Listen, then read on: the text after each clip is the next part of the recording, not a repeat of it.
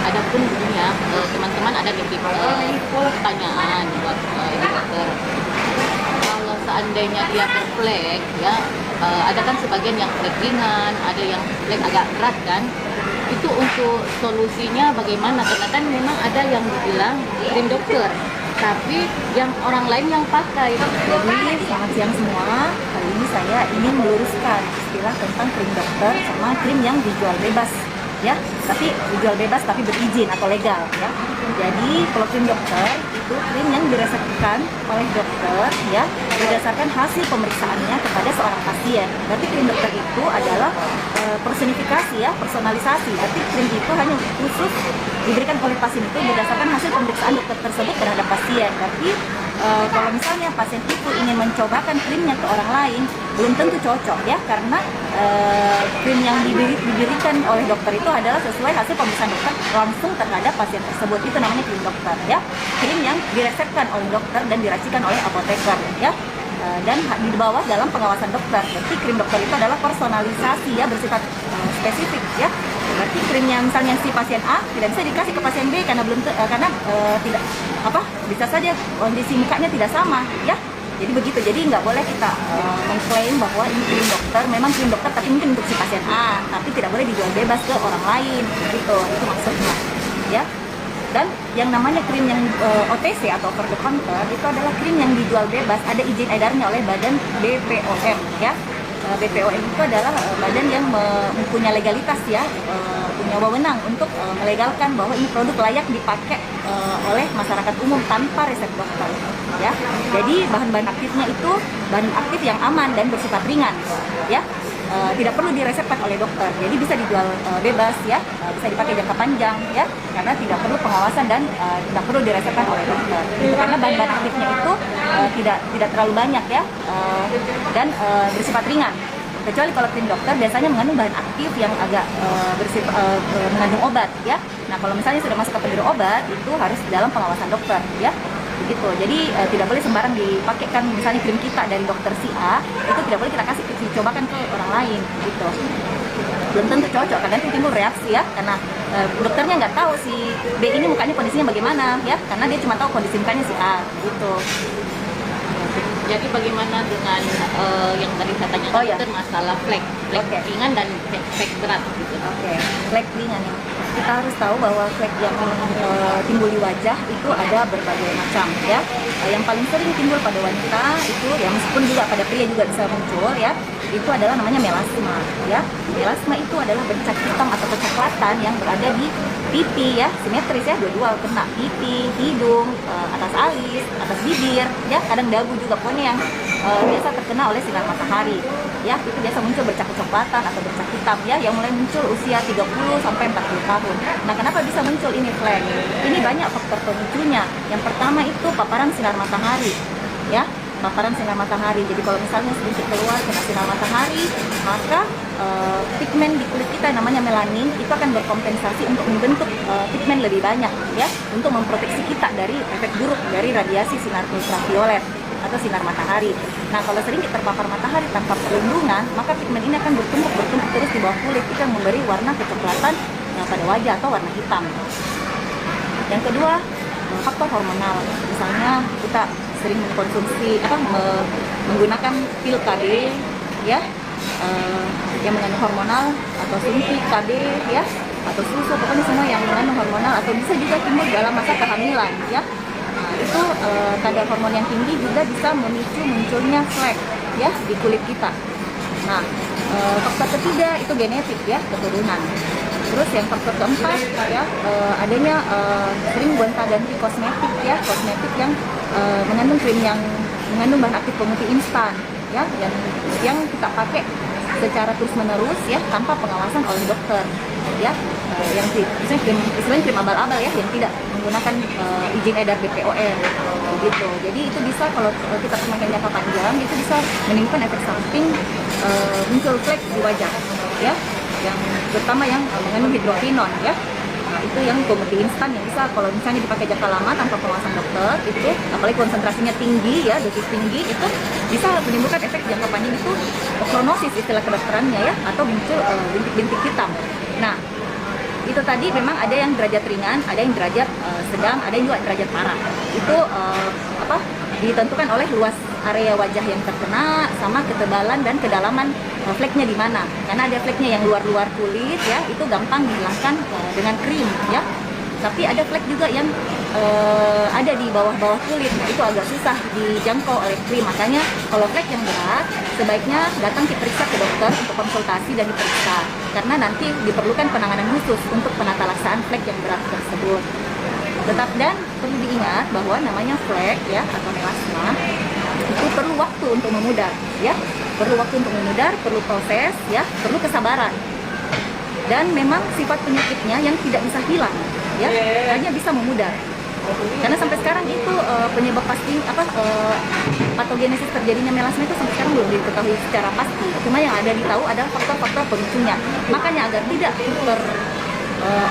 bertambah parah fleknya, hindari tadi faktor-faktor pemicu yang sudah saya sebutkan tadi ya. Kalau hindari paparan sinar matahari, rutin pakai sunscreen ya atau tabir surya ya. Kemudian kalau misalnya ada flek tak, rutin memakai krim malam ya yang mengandung bahan aktif pencerah yang bisa memudarkan fleknya. Rutin karena kalau kapan berhenti ya fleknya akan timbul kembali ya. Jadi memang harus perlu ketelatenan ya dalam perawatannya dok. Iya, memang harus biar bagaimana dok, walaupun kita menggunakan perawatan kayak skincare begini, kita harus tetap menghindari namanya langsung paparan langsung dengan sinar matahari. Iya, jangan cuma misalnya mau cuma pakai krim malam, tapi tidak pakai sunblock, ya betul. Itu tidak akan maksimal. Biar bagaimana kita menggunakan skincare, tapi tetap kita juga harus menghindari namanya faktor-faktor ya munculnya namanya flek-flek begitu ya. Awak jangan mengandalkan hanya skincare saja. Ya. Tapi ya. Jadi kalau yang mau pergi berjemur bagaimana itu dok? Yang kalau kan bersepeda lah. Oke.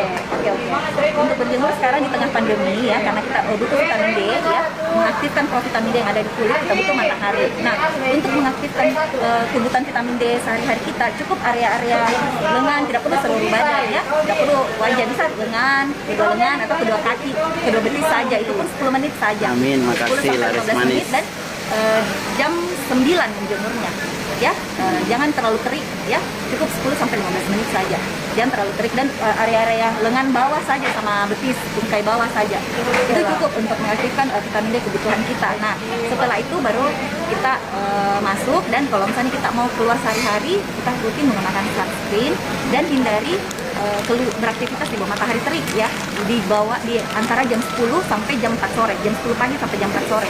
Hindari itu karena itu tingginya indeks ultraviolet ya, indeks radiasi matahari yang sangat terik ya, yang bisa merusak kulit. Kira-kira produk mana yang bisa dipakai dok? Dari tabir surya. Tabir surya ya. Jelas menggunakan tabir surya yang mengandung SPF 50. Tapi meskipun SPF-nya tinggi, tetap diaplikasi ulang tiap 2 jam. Oh, jadi tiap 2 jam kita karena bisa aja luntur oleh keringat. Misalnya kita kalau habis sholat, habis wudhu ya itu. Jadi tidak apa-apa dok, misalnya kita menggunakan skincare, tidak apa-apa misalnya kita wudhu terus didempul lagi begitu skincare.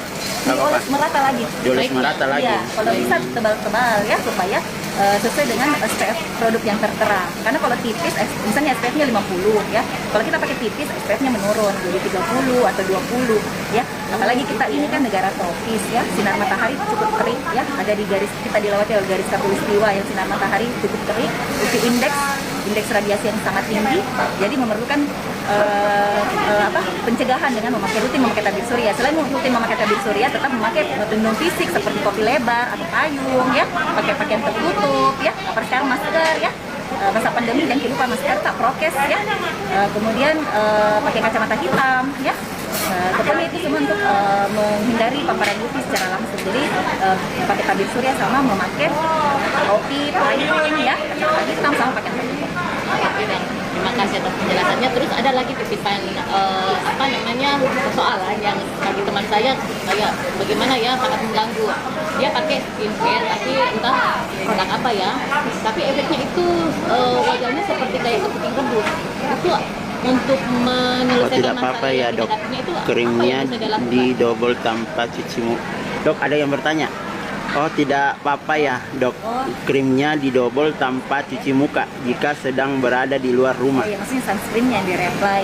Ya cukup bisa tidak usah cuci muka ya, bisa dikeringkan pakai tisu yang bersih. Ya, Gitu. dikeringkan pakai tisu yang bersih baru di-reapply lagi dengan tangan yang bersih. Gitu. Nggak apa-apa. Dilap dulu pakai tisu. Dibersihkan dulu pakai tisu. Nggak apa-apa. Oh, baru di Ya, karena baru di-apply ulang lagi. ulang Karena lagi. cuci muka itu Oh, iya. 2 sampai 3 kali sehari saja sehari. Tidak bisa terlalu sering. Cuci muka pakai sabun ya. Kalau mau cuci muka pakai air biasa bisa, tapi tanpa sabun bisa juga. Bisa juga. Misalnya kalau misalnya nggak ada air, air bersih boleh, tapi tanpa sabun. Bisa baru dikeringkan pakai tisu, baru pakai lagi sunscreen yang bisa. Tapi cuci muka pakai sabun 2 sampai 3 kali sehari saja. Nggak usah terlalu sering. Iya, Pertanyaannya misalnya kenapa kayak Iya. kucing bagus? Kembali lagi skincare apa yang dia pakai? Apakah jelas ada kandungan di produknya? Ya, apakah itu atau itu krim dokter? Kalau misalnya itu krim dari dokternya dia, ya tanyakan kembali ke dokternya kenapa bisa kucing bagus, begitu, kenapa bisa merah? Tapi kalau dia bukan rekomendasi dari dokter, hanya mencoba-coba gitu, itu penjelasannya gimana? Kemungkinan 2 hal. Yang pertama mungkin efek samping dari produk tersebut, ya. Yang kedua memang tipe kulitnya yang sensitif, yang gampang merah, ya, yang gampang merah. Tapi kalau misalnya dia rasa kucing bagus terus merah, perih, gatal, ya, sebaiknya dia hentikan dulu produknya, ya. Dan kalau meskipun dia sudah hentikan dan masih merah, ya sebaiknya konsultasi ke dokter. Terus kalau lebih dari 3 kali itu ada efek sampingnya aja. Iya, bisa terjadi iritasi ya, karena kita tahu sabun itu sabun cuci muka itu kan mengandung deterjen ya yang bisa mengiritasi kulit. Kalau terlalu sering itu Apalagi kulit yang bisa- tipis ya, Dok. Apalagi kulit sensitif ya. Apalagi kulit yang sensitif ya. Kulit berjerawat, hati-hati ya, jangan terlalu sering cuci muka karena terlalu sering cuci muka, terlalu sering dipegang muka, berarti terjadi iritasi ya, makin parah jerawatnya. Terus semakin iritasi makin perih ya. Gampang gatal, gampang kering. Jadi cukup 2 sampai 3 kali sehari saja. Karena bisa kalau terlalu sering itu tadi ya, bisa menimbulkan iritasi ya, apalagi kulit sensitif dan berjerawat ya, hati-hati, jangan terlalu sering. Ya. Karena meskipun sering cuci muka untuk kulit berjerawat malah tidak menghilangkan jerawatnya ya. Sekarang kan kita membahas tentang yang kulit berjerawat.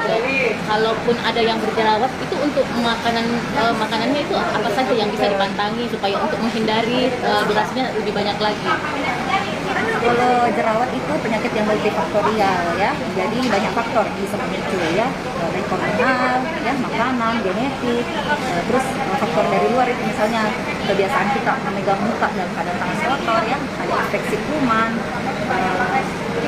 kosmetik yang kita gunakan ya, tidak sesuai dengan tipe kulit kita yang lagi berminyak. Nah, kalau untuk pertanyaan makanan, untuk berjerawat sebaiknya hindari makanan manis-manis ya, hindari makanan manis-manis, kemudian minuman manis yang kayak banyak mengandung boba-boba ya, terus susu ya, produk susu seperti keju, mentega, yogurt, terus coklat ya.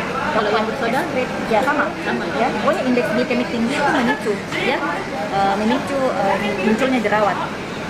Jadi bukan cuma gorengan ya, tapi makanan manis-manis juga. Yang manis. Iya, mengandung indeks glikemik tinggi. Jadi pola makan juga harus Pola tepat tadi, makan, ya. pola tidur, stres juga ya. Kalau kurang tidur, banyak pikiran, begadang, sebelum memakai skincare produk, kenali dulu jenis kulit kita apa ya. Jenis kulit kita tuh ada 5, tipe kulit kita tuh ada 5, ada normal, ada kering, ada berminyak, ada kombinasi ya, sama sensitif ya. Nah, jadi pilihlah produk sesuai dengan jenis kulit kita. Tapi kalau misalnya ada masalah, misalnya jerawatnya agak berat ya, atau fleknya agak berat ya, memang harus konsultasi langsung ke dokter ya, karena harus dibikinkan resep khusus, pengobatan khusus dan dikombinasikan dengan penanganan tindakan dan treatment. Jadi kalau umpamanya ya dok, untuk kasus yang jerawatnya ya lumayan ya, itu apakah ada obat khusus yang diminumkan atau bagaimana? Ya memang makanya harus konsultasi ke dokter. Iya. Intinya harus konsultasi dulu ke dokter, diperiksa dulu mukanya, baru ditentukan pengobatan apa dan tindakan apa yang bisa dilakukan. Kalaupun ada yang ingin ditanya-tanyakan lagi, bisa kita by WA atau japri saya. Nanti saya sampaikan pertanyaannya lagi kembali kepada dokter. Kalau gitu mungkin kita akhiri dulu ya bincang-bincang kita, nanti ada waktu longgar lagi Bu Dokter baru kita bisa sambung. Jadi yang mau nitip permasalahan ataupun unek-uneknya bisa chatting kami, bisa lewat Pak Adin, bisa lewat saya, bisa lewat Fitri ya. Nanti kami akan sampaikan amanah dari apa yang kita pertanyakan, insya Allah kita sampaikan sama Ibu Dokter. Terima kasih.